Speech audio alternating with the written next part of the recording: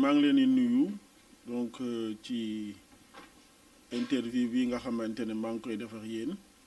di kontaan trop di wax ci li nga xamante ne moom la procureur wax pour vraiment def ay éclaircissement ci loo xamante ne lëndëmoon na trop ci boppu askan wi muy ay responsable yoo xamante ne ci arène politique bi la ñu nekk et que vraiment ñu ngi am ay wax yoo xamante ne ñu ngi doon ko wax pour intoxiquer donc la population sénégalaise et je pense que ne avec sortie bi mu def reelal na lu bari et que sénégalais yi dinañu xam fan la dëgg féete bon tey jii wax na ci wàllu Khalifa Sall donc c'est un responsable politique boo xamante ne ñun ñëpp on le respecte très bien mais nag erreur bu amee dañ koy reconnaître il s'est trouvé que ne IGE ñëw na xool li nga xamante ne noo la gérer commune Dakar am na ay failles yu ñu ci gis waaye xam nga IGE bu ñëwee di xool ni nga xamante ne noonu la ñuy gérer problème mu 100 francs bu amee sax da koy génne problème mu 100 francs ak bu million ak bu milliard moo yamat mais dafa am lenn rek loo xamante ne moom lañ ciy jàpp mu am loo xamante ne lu am solo la mooy problème mu 30 millions yi nga xamante ne moom entourage am bi nga xamante ne moom la nekk reconnaître nañu ne 30 millions yi daawoon nañ ko dem jëli trésor public di ko ñëw di ko jox mu nekkoon loo xamante ne ci wàllu ay ceeb ak ay dugub la yoo xamante ne da ko doon jël pendant des années ñu xam ne GIE bi nga xamante ne moom la doon wax ne GIE boobu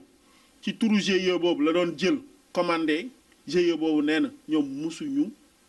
commandé musuñu livré ci lu mel noonu donc loolu bu amee nag vraiment ça mérite des éclaircissements et que tey jii il n'est pas en mesure donc de répondre à ces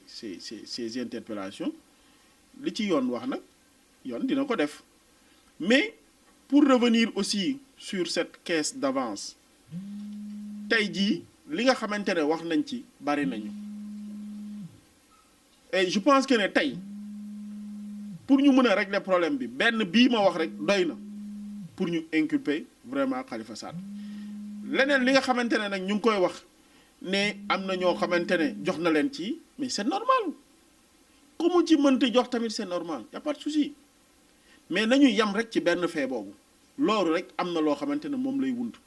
maintenant dafa jar nag loo xamante ne il faudrait mu expliquer et je pense que ni tey jii justice mi ngi ci donc kose nag moom kenn yéenewu ko kenn mais dañ koy ñaanal yàlla rek mu mën a justifier donc loolu noonu mu nga xamante ne IGE wax na ko ci justice beneen aspect bi nag mooy le cas de Abdoul Mbaye tey jii ñun ñëpp dégg nañu Abdoul Mbaye mi ngi génn ci presse bi di wax moom xen xamul lan moo tax ñu convoqué ko tey procureur leeral na ko Abdoul Mbaye moo njëkk def les démarches gis nañu ne tey jii ki nga xamante ne moom moo doon soxnaam nee na dañoo signé woon ay communauté de biens ba nga xamante ne sëy ba ma ngay am tey jii divorcé nañu moom mu andi beneen këyit boo xamante ne dafa ne les biens doivent être séparés ñu yóbbu ko tribunal jugé gis na ne y a faux et usage de faux par rapport ak këyit bi nga xamante ne andi na ko mais loolu politique amu ci jabaram nee na communauté de biens la woon moom mu wax le contraire ku nekk andi ay këyit mais bañ a demee ba ci biir gis nañ ne këyit ba mu andi baaxul donc vraiment loolu yoon buy def liggéeyam ñun amul lenn loo xamante ne dañ ci wax et que jox nañu rendez-vous pour délibérer donc le 20 avril attendons au 20 avril pour voir donc la réalité je pense que ni loolu y a rien de politique par rapport à cette situation mais le cas bi nga xamante ne war nañ ci taxaw ñu wax ci mooy le cas de Barthélémy Dias et je pense que ni tey jii c'est un gars boo xamante ne defoon na fi benn sortie am na lu ñu ci waxoon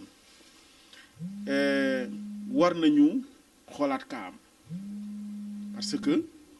je pense que il ne respecte pas la République. Barthélémy Diaz, il ne respecte personne.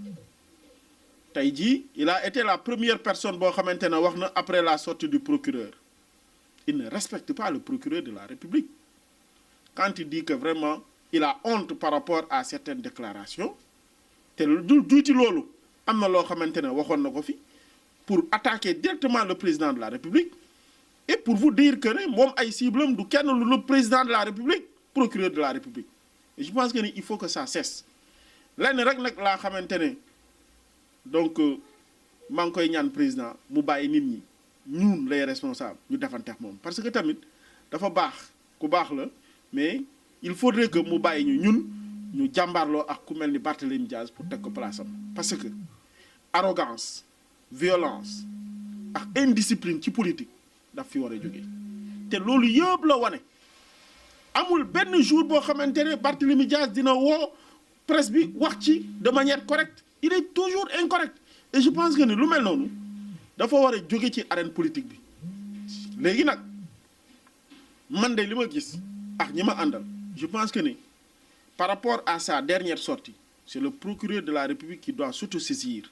boole ko appel bi nga xamante ne def na ko par rapport à la mort de Ndiaga Diouf bi nga xamante ne ñëpp gis nañ ko muy tiire tey amul lenn lu mu ciy ragal li mu ci wax c'est clair nee na man maa tiire 1.1 tiré tey jii tëj nañ ma 2 ans pourquoi ñu tëj ma 2 ans mel ni dama rayoon benn mala parce que ku rey nit dafa am loo xamante ne moom la yoon teg ci kawam et je pense que ni appel bi ñu def donc ça va être positif et que li ci yoon war a def dina ko def donc loolu la maintenant concernant Bamba Fall bi nga xamante ne vraiment wax nañ ko je pense que ni c'était un problème qui pouvait se régler ci benn parti politique PS ñoom ñoo yore seen problème ñoom ñoo porté plainte ah Bamba Fall kenn vraiment yéenewu ko lii mu nekkee parce que il est très correct quoi qu'on dise il est correct il n'a pas de problème kenn yéenewu ko mais nag c'est un problème qui doit se régler au niveau du PS foofu nag la ñu war a dem ñu régler seeni problème et je pense que ne tey jii li ma ci mën a tëj rek mooy sorti wu vraiment procureur dina tax nit ñi xam lan moo am politique ak lu amul politique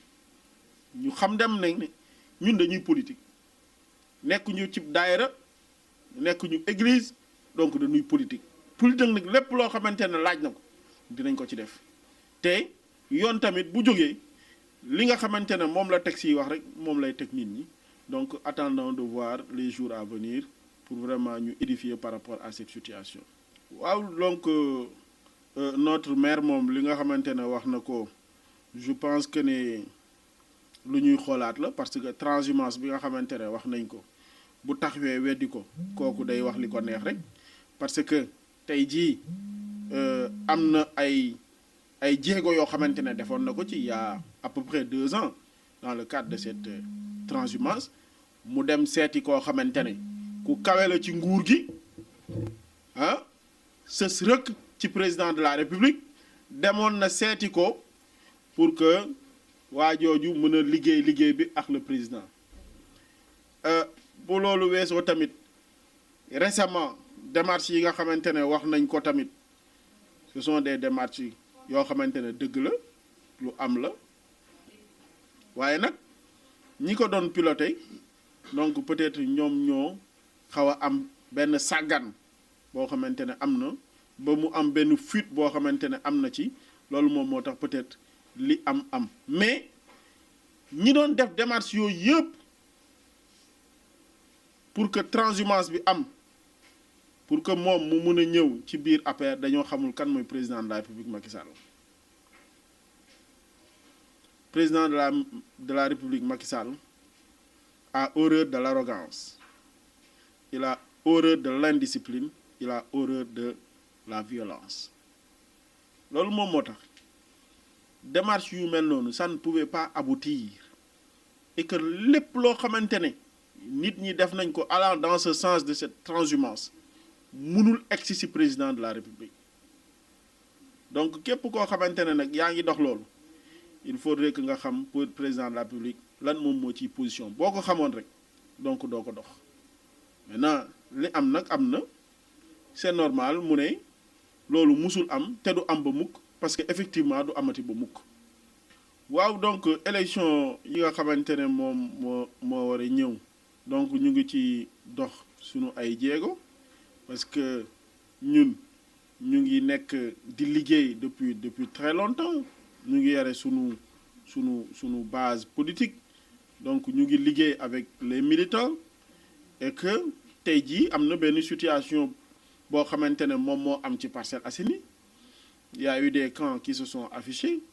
donc vraiment man récemment lors de l'évaluation de notre conférence politique tout dernièrement c'est-à-dire dimanche dernier le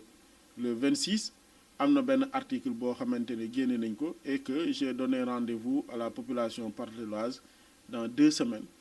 pour que vraiment ñu am benn sortie boo xamante ni dañ ko def pour édifier donc population bi de notre position par rapport aux législatives yi nga xamante ne mi ngi am proche. Voilà donc li may wax rek samay militants mooy l'heure est à la mobilisation l'heure est à la massification nañu góorgóorlu ñun ñëpp ñu nekk benn parce que législative de 2017 yi incontestablement dañ ko war a gagner pour que président de la République mën a gouverner normalement et que